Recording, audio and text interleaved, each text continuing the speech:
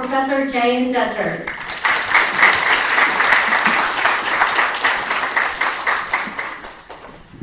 Thank you very much. We've had some interesting times with the PowerPoint. Yesterday I realised that a lot of the embedded videos were not working, so I added some links last night, and now the fonts have gone a bit crazy, but I think we'll be able to cope with that.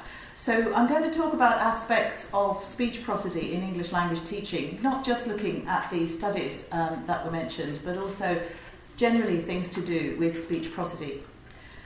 So intonation is actually thought to be one of the earliest acquired aspects of one's native language.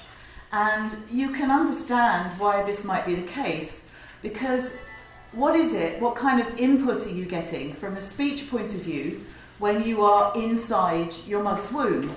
So imagine that you're in here, okay? What you're getting is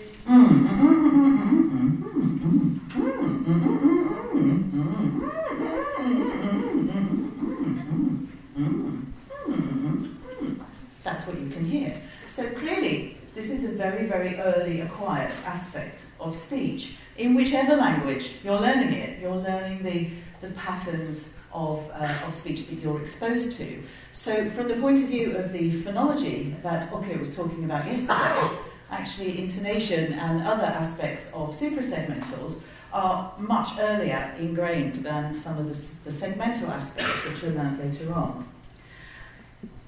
Another issue is that the teaching of suprasegmentals is perceived as by many to be difficult, if not impossible, and I'll come back to that in a moment. Now, this presentation is looking at aspects of English speech prosody. We're going to consider stress, rhythm, weakening, and intonation, and how and whether they should be taught to learners of English as a second or a foreign language. So to start with, first of all, are suprasegmentals hard to teach and learn? Which aspects are teachable and which aspects are learnable? Should we be teaching or learning suprasegmental aspects at all? This presentation, as I said, is going to look at stress, rhythm and intonation. So to start with, this is a very recent video from BBC News. It's actually just a couple of days old. It has subtitles, and I hope it's going to work. And what it's doing, it's explaining the role of the mother in learning how to speak. Let's see if we can get this happening.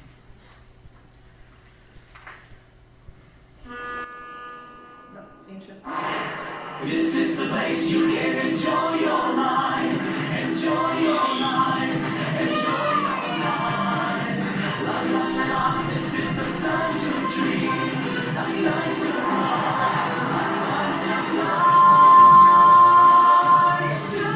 There are countless ways to experience Macau, where you'll feel inspired at every turn.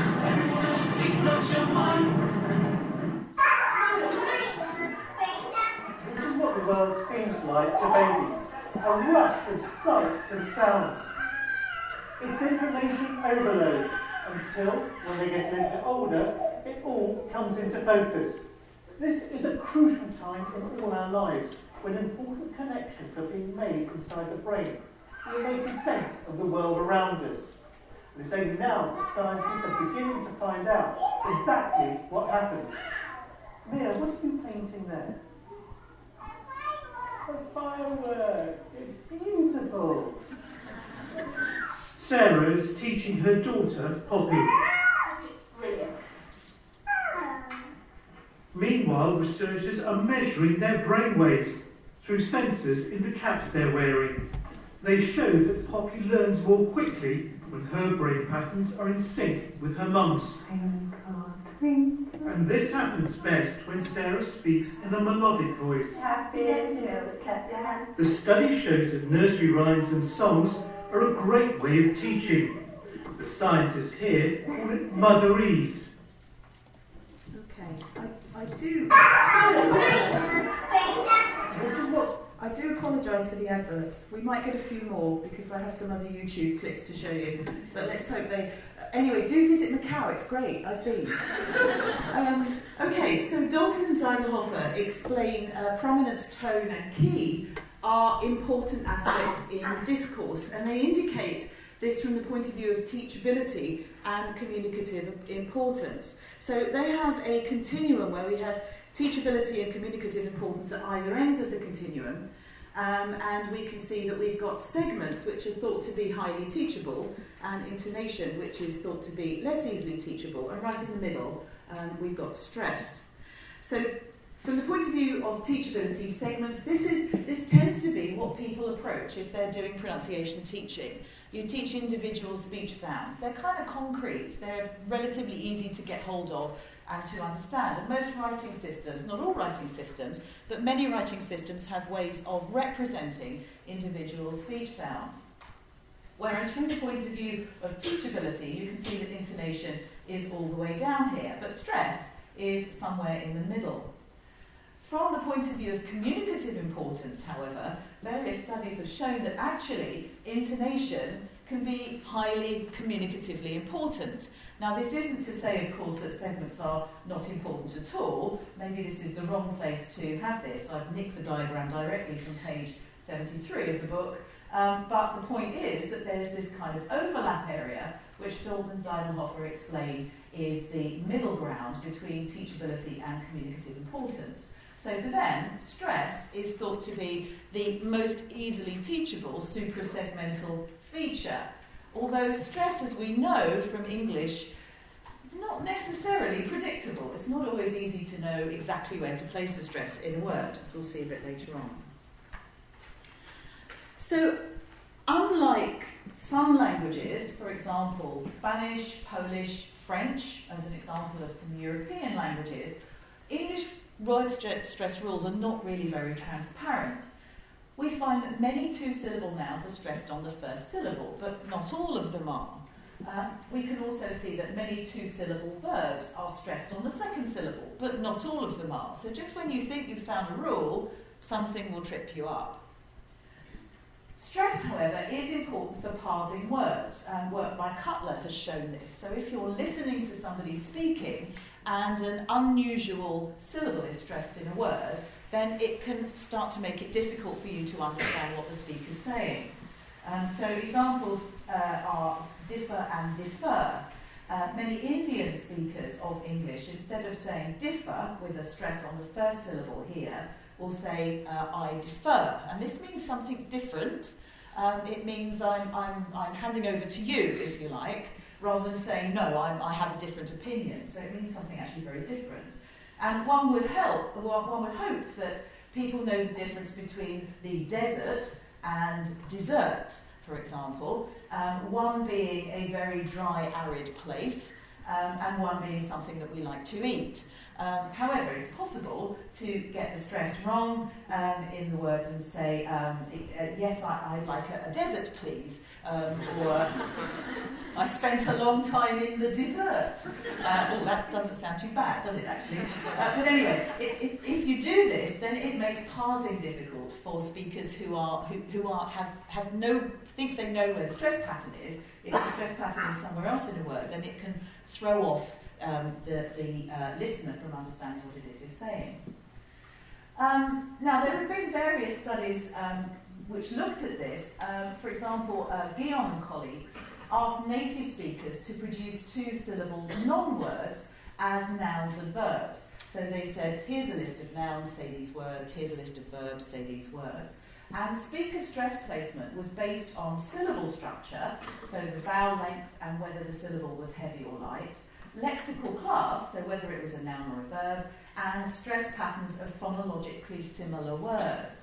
So actually knowing a lot about the structure of your own language can help you predict where the stress is going to occur in new words. But if you're the learner of a language and you don't have this bank of words to search through to work out what's going on, then this can be a challenge. And what we usually say to learners of English is that you must learn the stress pattern of a word when you learn the pronunciation of it. So you need to learn it at the same time.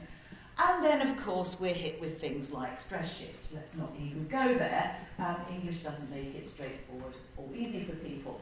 There are also some suffixes which can tell you where the word stress is. So, for example, they might attract the main word stress or produce very predictable patterns. And we can see this in Mark Hancock's game, Happy Families. So Happy Families is a card game where you have families of people and you have to collect 4 cards which have the mother, the father, the son and the daughter. So you'll get things like Mr. Brown, Mrs. Brown, Miss Brown and Master Brown, that sort of thing. And you have to go around asking people for these cards. So everybody has cards and you have to collect families, and then when you've got whole families then you put the card down and it's the most families you collect you get to keep. So Mark Hancock actually does this with word stress. So players collect word families such as this one, and you can work out where the word stress is sometimes from the affix. So where's the word stress in this word, for example? Where's the word stress here? Which syllable? The first syllable. Okay, so we've got national. What about this one here? Now. Okay, nationality. And then we've got, nationalise, and nationalisation. Okay, but we can see that these things are predictable. So we can actually, let's see if it will go back and have them all read. No, it doesn't. Okay. So these things are actually predictable. We know if we've got isation, for example, that the main stress is going to be here. We know if we've got itty, that the main stress is going to be there, for example. So the word stress, this is a game that you can play from Mark Hancock's book Pronunciation Games, and you can build up this sort of knowledge about word stress rules and how they work. So how does this help learners learn word stress? One would hope that the aim of this kind of thing was, as I said, to help learners build up knowledge about patterns that native speakers have that learners of English might not do. Speech rhythm is perhaps the most widely encountered difficulty among foreign learners of English. Now this is something that Taylor has said, and Faber, for example, says that any deviation from the rhythmic norm will be interpreted by a native speaker listener as a device for drawing his attention to the syllable perceived as deviant. If not mutual incomprehension, then at least mutual weariness is the likely outcome. And Faber believes that this is, in fact, a regrettable common concomitant of native speaker and non-native speaker conversations, where you get tired trying to work out what's going on. I have to say, I think Faber is giving up a little bit too soon here, but in any case, that's what he says. So speech rhythm is a bit of an issue. Infants can tell languages apart based on speech rhythm really, really early on. So as we saw earlier, this is something which is very, very early acquired. And if you do experiments with babies sucking on dummies, so they suck more quickly when they perceive a difference, a categorical difference, they've actually found that they can tell, for example, French and English babies apart really, really quickly. French and English parents apart really quickly. Graber and colleagues found English and French children's pronunciation of speech rhythm differed by 4 years old. In fact, what this means is that English children are relatively syllable timed until about the age of 4. And by that age, they start to develop their stress timing. Now, we're going to see a video of a younger native English-speaking child later on, and you'll hear that they sound very syllable timed. So speech rhythm is linked very much to word stress. If the theory, the Hallidayan theory, for example, is right, then we can have up to 4 syllables intervening between stresses, and we get this kind of rhythm. Real speech is not really like that, but we can certainly discern patterns if we listen to different languages. We can hear that they're rhythmically different. So we get this alternation of strong and weak syllables in English, which is referred to as stress timing or being stress-based. This is unlike languages like Korean and Japanese, for example, which are apparently more timed, although Mock and Lee don't agree that Korean is more timed necessarily. Now, there's much dispute about whether stress timing actually exists or whether it should be taught, and more to the point, whether syllable weakening should be taught. So should we be teaching people to produce schwa vowels? Now this kind of seems a bit weird because schwa vowels are supposed to be background vowels. So if you're teaching somebody to focus on schwa, then that's kind of counterintuitive because you want them not to focus on schwa. That's what you actually want. So teaching syllable weakening as a theory, if you're teaching a class on phonetics, English phonetics, then as a theory, of course you need to teach it. But from a pronunciation point of view, it can be problematic. So the schwa, the most common sound, most common vowel sound in native English language. Many languages don't have weak syllables at all, but target native speaker English does, whether we're looking at British or American English. And this can be a complete nightmare for learners. So learners have to learn when they weaken, how they weaken, what they actually do. Should they bother weakening at all? In fact, the lingua franca core proposed by Jennifer Jenkins says, no, you don't need to weaken. It's not actually important. But English spelling doesn't help here, because English spelling doesn't have a symbol for a weak vowel. So you don't actually know when you look at a word what sort of vowel it should have in it, or whether it should have a weak syllable. Now, if you want to sound like a native speaker of British or American English or other native, older native varieties, then you've got to learn to do this, because otherwise it's going to disrupt your speech rhythm. You're not going to sound very native-like. But how exactly? That's the issue. Well, one suggestion is that you should make the strong syllables stand out more. So rather than actually focusing on schwa, getting people to produce schwa, which means you're focusing on schwa, which we don't want, is that you should actually make those strong syllables stand out more. So accent the important information, accent the stressed syllables, worry less about the weak ones. Make the weak syllables shorter and quieter, and de-accent the less important information. But the focus really is on making the strong syllables stand out more. That seems to be where pronunciation teaching is going. Now, this could be easier said than done. Chayla Flores has actually come up with a really nice approach in 1998, which she published. She published a book on the approach, the theoretical approach, and then with materials for English language teachers, which I quite like.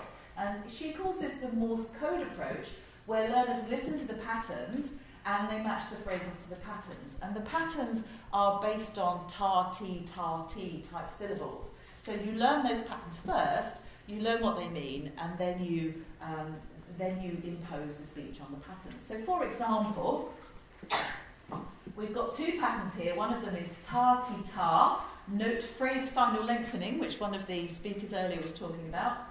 Ta-ti-ta versus ti-ta-ti. Okay? So ta-ti-ta, ti-ta-ti. Okay, those are the patterns. So, okay, which pattern is this one?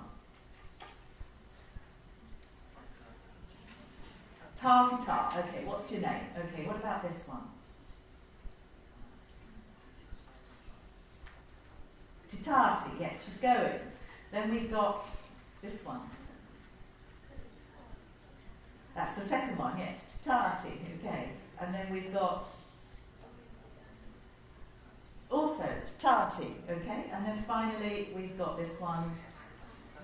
Ta-ti-ta. Okay. So you train the learners on the patterns, and then they do the matching exercise. This one's actually in the proceedings. Now I'm going to give you something a bit more complex to have a go at. I hope this works, because all the arrows might be all over the place, but it's a matching exercise. So here we've got ti-ta-ti-ti, ta-ti-ta, ti-ta-ti-ta-ti-ti. Okay. Then we've got ti-ta-ti-ti-ta. Then we've got ti-ta-ti-ti-ta-ti-ti. And finally we've got ti-ta-ti-ti-ta-ti-ti-ta. Okay. Are you ready? So which one of these phrases is ti-ta-ti-ti? It's beautiful, yes. Okay. What about ta-ti-ti-ta? Hardly enough. Okay, good. What about ti-ta-ti-ti-ta-ti-ti?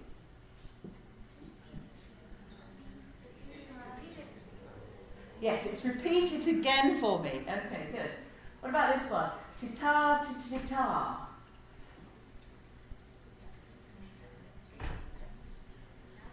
It's actually this one, and now he'll bring it back. Tita, tita, tita. Okay, now we've got tita, tita, tita, tita. He took it to the railway station, good. And finally, tita, tita, tita, tita. Okay, there's only one choice left, yes. It's time I was having my lunch. Okay. So this approach is based on training the rhythmic patterns first and then matching them up and observing that things like these syllables match up with content words, for example, or the stressed syllables in content words. So it's actually quite a nice approach, and she's found that it works relatively well. So the question is, should we actually be teaching speech rhythm at all? How much conversation in English these days takes place between native speakers and non-native speakers? Is it actually the case that most people who are learning languages, learning English, want to speak to other native speakers or to native speakers, and that's their only target? In fact, I observe conversations between people from all over the world speaking to each other in English. So it's quite possible that it's not your target, that you're not going to be just speaking to a British or American or etc. native speaker. So is a native speaker norm, is that going to be the goal that we've got in future? Or is English just going to be a lingua franca that's used by many, many people to communicate with each other? Now that's interesting. Politically, we've got some interesting things going on at the moment with Britain and America, where we've decided to say, no, we do not want those foreigners in our country. Honestly, this is very, very upsetting for those of us who don't believe that at all, whether you're in Britain or America. But at the moment, we've got this movement to stop immigrants coming into Britain, coming into America. We've had Brexit, and the Americans have elected Trump. So we're not exactly in a very strong position. This is the kind of thing that can affect the status of the English language, so you never know. It could be the case that Mandarin Chinese is going to be up and coming as a language, although as we know there are difficulties for that in terms of reading, because it's from a literacy point of view, it's quite challenging. Also, Spanish is another very, very widely spoken language. It's much more transparent phonologically than English, so perhaps there are places for other languages, other large languages to go now. Who knows? But if we are going to be using English, then it seems to me that it's going to be much more for global communication than just to speak to native speakers, because who on earth wants to speak to the Brits or the Americans anyway? Speech rhythm is not part of the lingua franca chord. Jenkins dismisses it. She says it's not a cause of unintelligibility. So as long as those strong syllables are stronger, it doesn't actually matter what sort of vowel the weak syllable has in it. Deterding doesn't believe it's relevant in the Southeast Asian context at all. His study actually shows that there's the absence of reduced vowels doesn't lead to misunderstanding in Southeast Asia. There's no need for teachers to place undue focus on weak vowels, and no reason to impose stress time rhythm in societies where syllable timing is the norm. So he's in Brunei at the moment, and he's looking at Singapore, Malaysia, China, these sorts of places, people communicating in English with those sorts of languages. Now I'm going to show you a video from, this is actually my blog, A World of Englishes. I don't think we'll get an advert this time, but you never know. Okay, so this is a blog post that I did about schwa. A student actually asked me if schwa was a real phoneme, and I thought that was a really good question, so I wrote something about it. And I've got a gentleman here who is Nigerian, and the thing that I'm talking about here is the way he says the phrase, the passion of the poem. Okay, when I say this, I've got a very strongly stress-timed accent, the passion of the poem, the passion of the poem. Now, he doesn't say it like that. Let's listen to the way he says this in his Nigerian accent. Hello, everybody. This is your boy, Dami. I'm back with another one of my very special videos. But the only thing now is this one is not a comedy show. It's actually just a poem that I wrote by myself, so it's an original poem. And also I decided to do it in my Nigerian accent so that you guys can feel the passion. Passion. Say passion. Say it with me. Passion. Exactly, the passion of the poem. So the title is A Passing Phase, and I hope you guys enjoy it. I love the way he brushes his hair there before he does his poem. But you can hear he doesn't say the passion of the poem, he says the passion of the poem. Now, I mean, we did hear that a number of times. I don't think he's particularly difficult to understand. How did you find him? Was he relatively easy to understand? Nigerian English is maybe something that you've not come across very often. But when he's talking about the passion of the poem, and he says the passion of the poem, to me that's not difficult to understand. So you can really hear in Nigerian English, which is a variety of English, you can hear that he's not doing weak syllables at all, basically. He's just not doing that. But that doesn't make him difficult to understand. So this leaves us with questions: should we be teaching speech rhythm at all? Can we not teach it, given that it's bound up with word stress? So we might end up with it as an artifact. Anyway, if we're teaching word stress, then we tend to get this going along with word stress, with rhythm. And it's bound up with weakening as well. And what about intonation? How does this affect the way that we use intonation? We know that in English, intonation is tied to stressed syllables. And so this is the point at which I'm getting onto intonation. So Berkowitz observes that intonation is among the earliest aspect of language acquired by the child. Wennerstrom describes intonation contours as salient and predictable amongst native speakers as grammatical units. Now I should point out here that native speakers of different varieties of English use different intonation patterns, and also that there are sociolinguistic differences in the way that English is used, not from a geographical accent point of view, but from an age difference point of view. So, for example, in Britain at the moment, mainly young women, but also young men, so I'm talking about women who are younger than me, do something called a high-rising terminal. Have you heard of this, the high-rising terminal?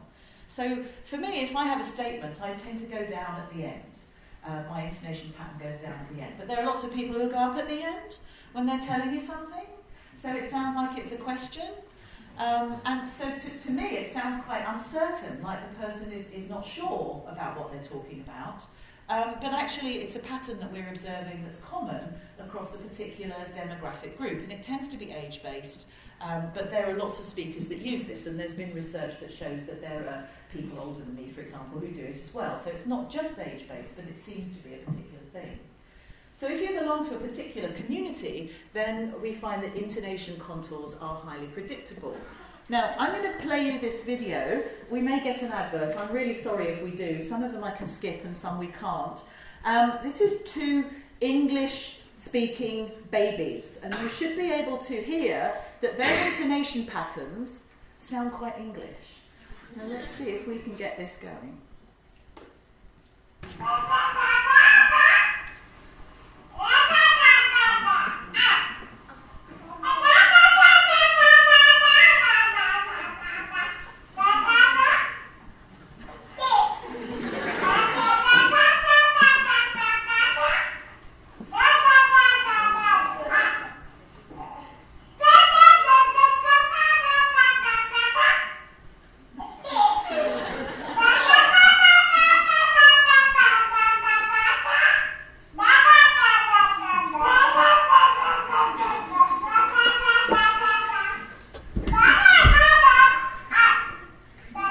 Okay, I think that's enough of that. First you can hear it's very, very syllable timed, isn't it? Da, da, da, da, da, da, da. So even though we know they're English-speaking babies, there's not much evidence at the moment of stress timing.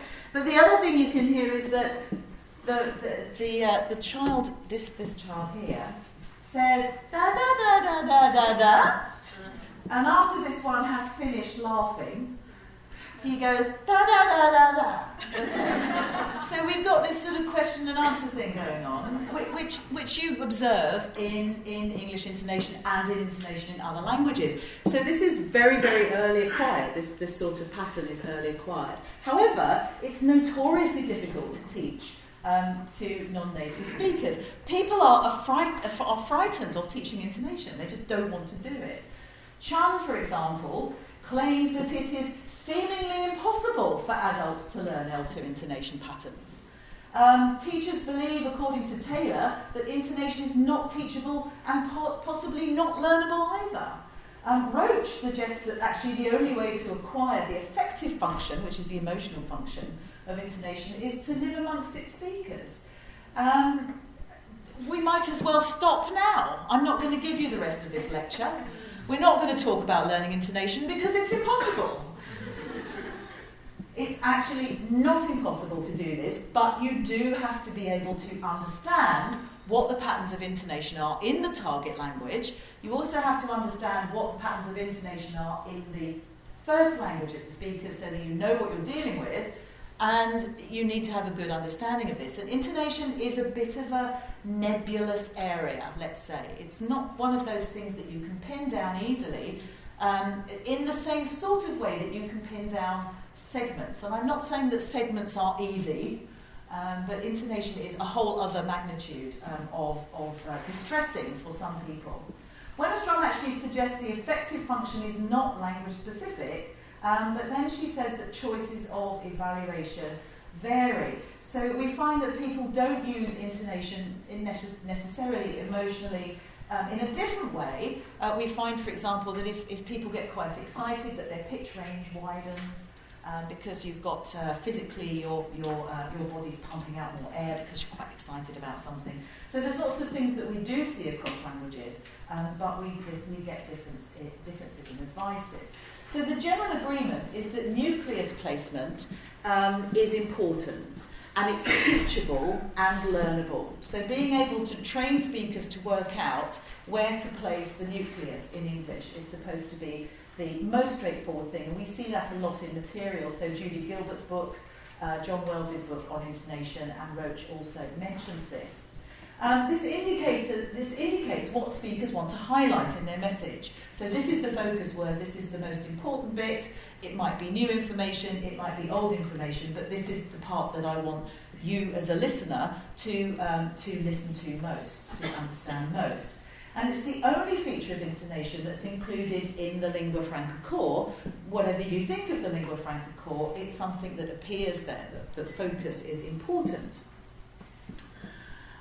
Discourse approaches, so David Brazel and colleagues and Barbara Bradford also focus on tonality, on tonicity.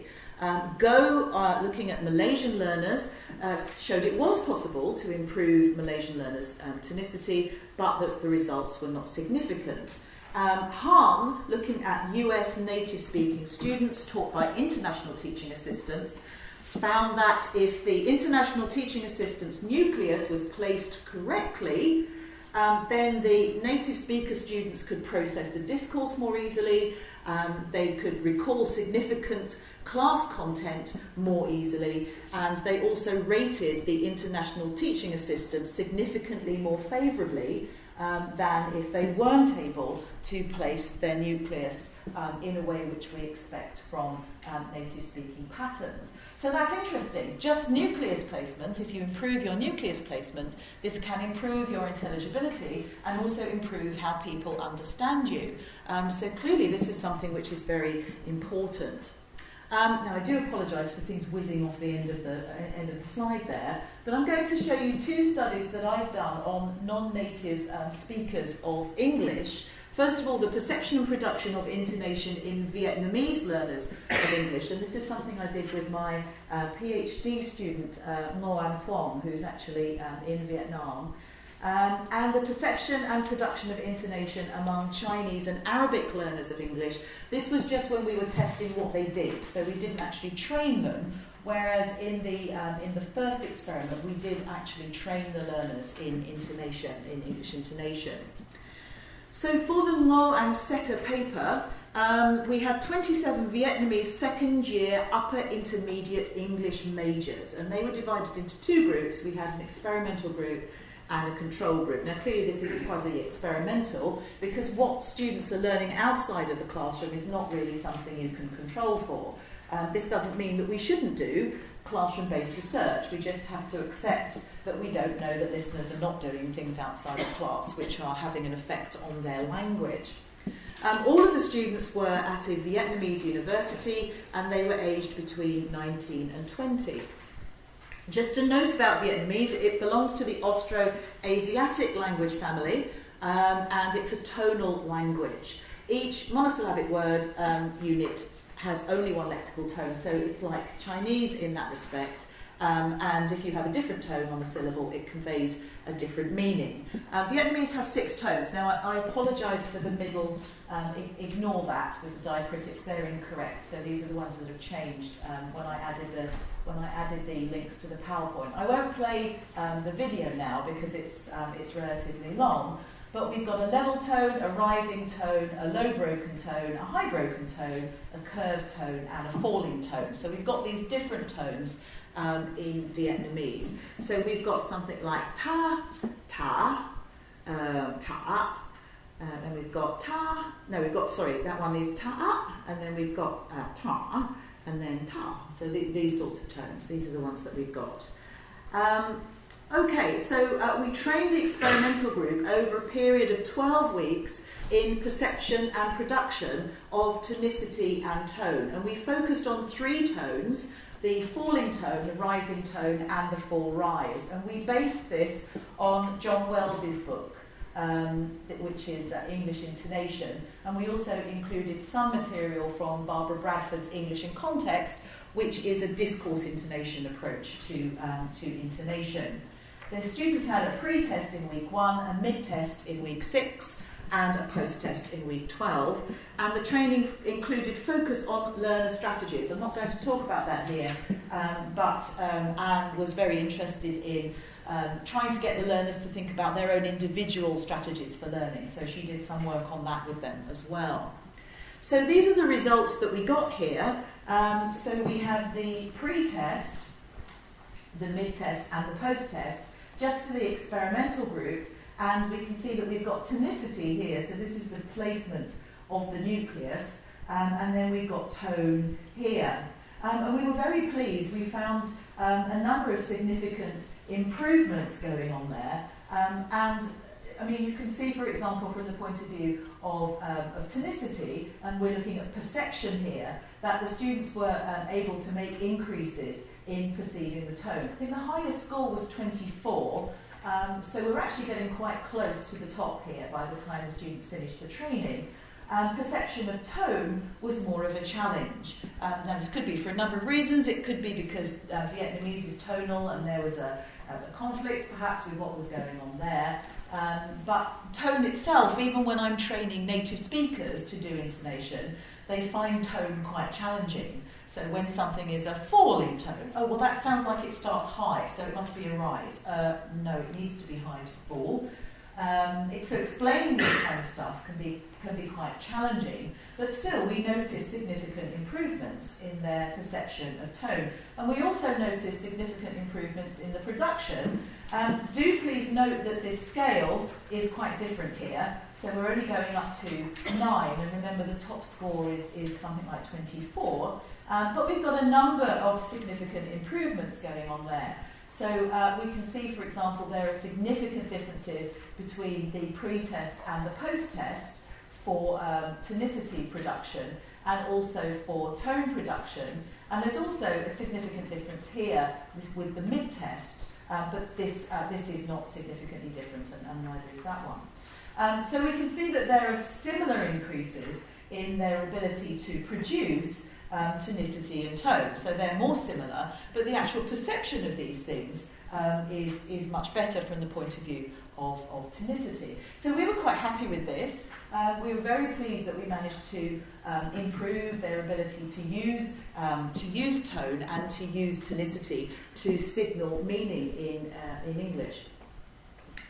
There wasn't actually much improvement at all among the control group. So the control group did the pre-test and the post-test only, and we didn't notice any significant differences there.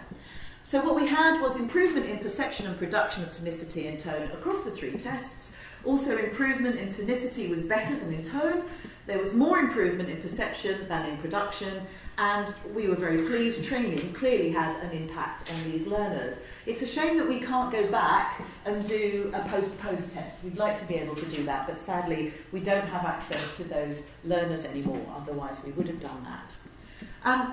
Finally, I'm going to look at intonation in Chinese and Arabic learners, and we were interested in the performance of non-native speakers from different first language backgrounds in an intonation task which is based on a test battery called Pepsi.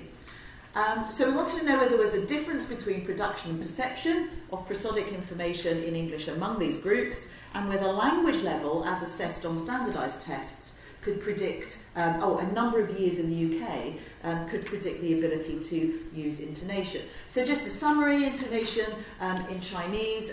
Chinese is a tonal language. Shen found that statements and questions were not indicated by the shape of the intonation contour in Mandarin Chinese, for example.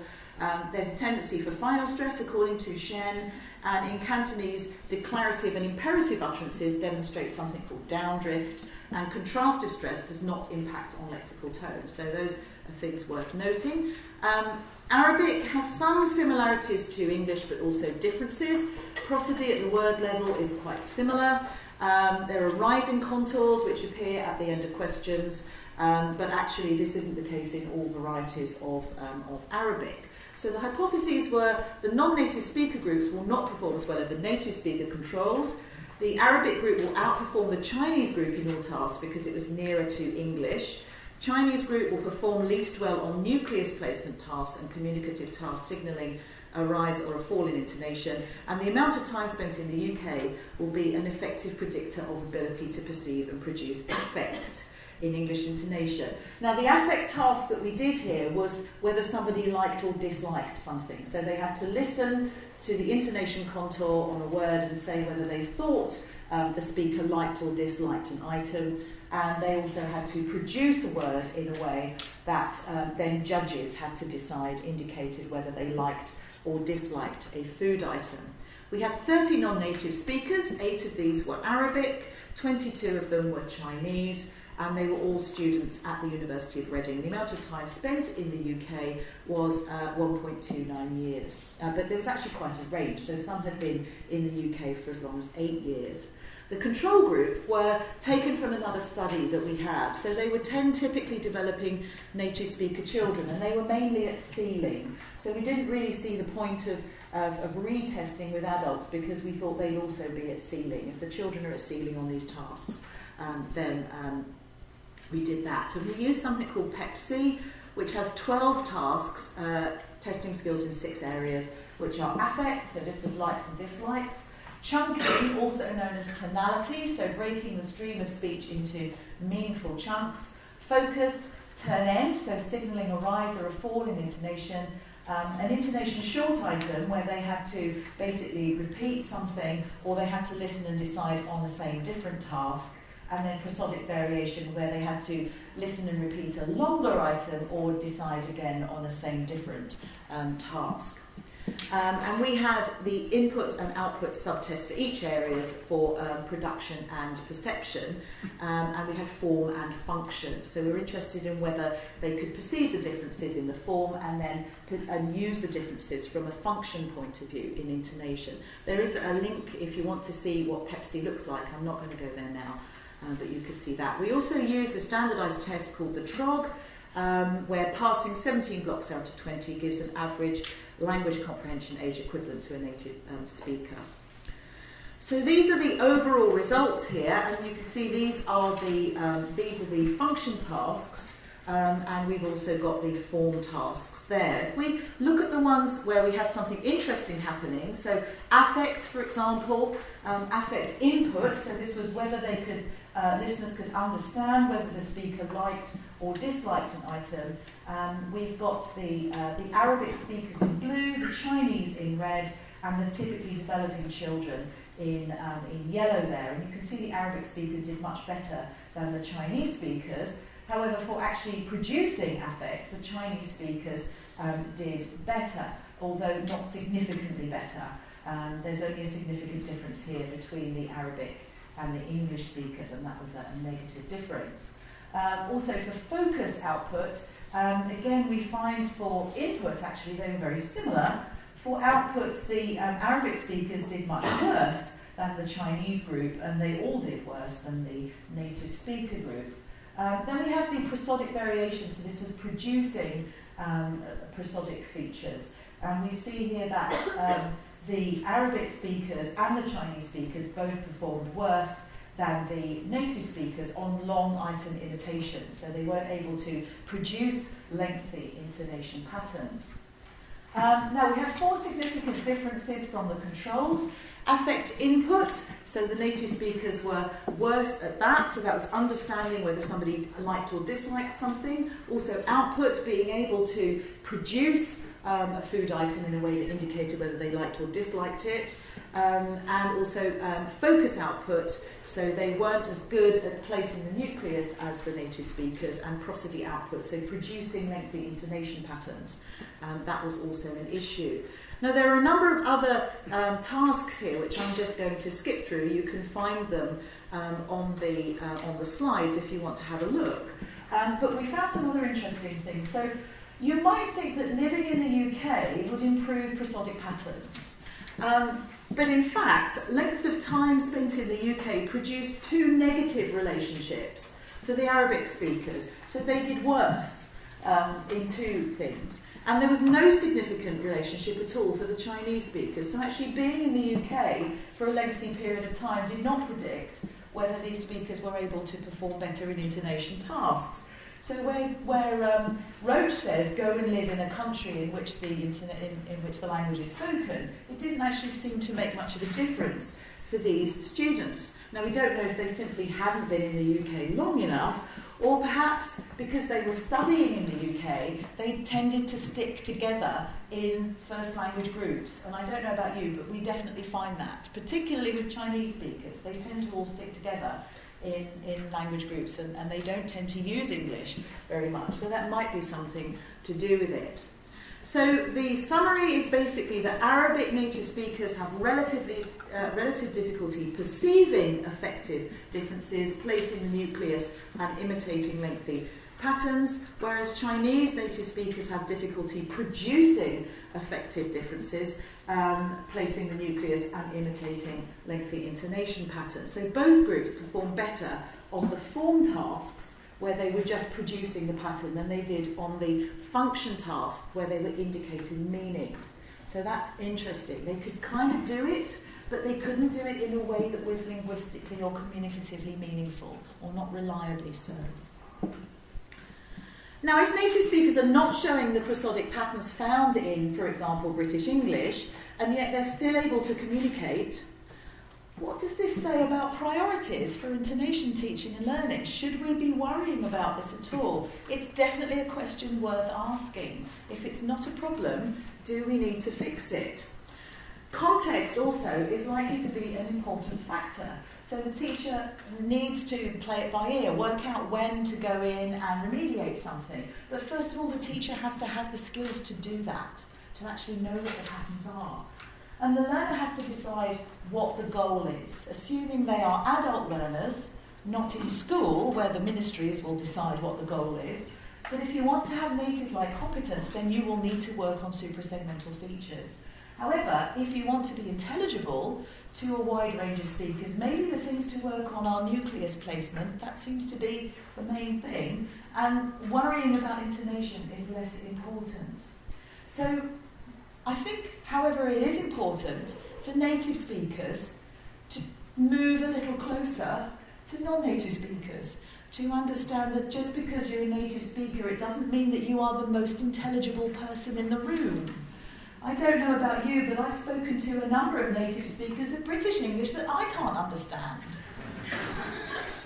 So, it's definitely something to think about. If we're living in this world where we're trying to communicate with international speakers, then we really need to be able to think about that and work out how we can all be better understood to a larger group of people. And that means that people like Prince Charles are going to have to work a lot harder on intelligibility. Thank you.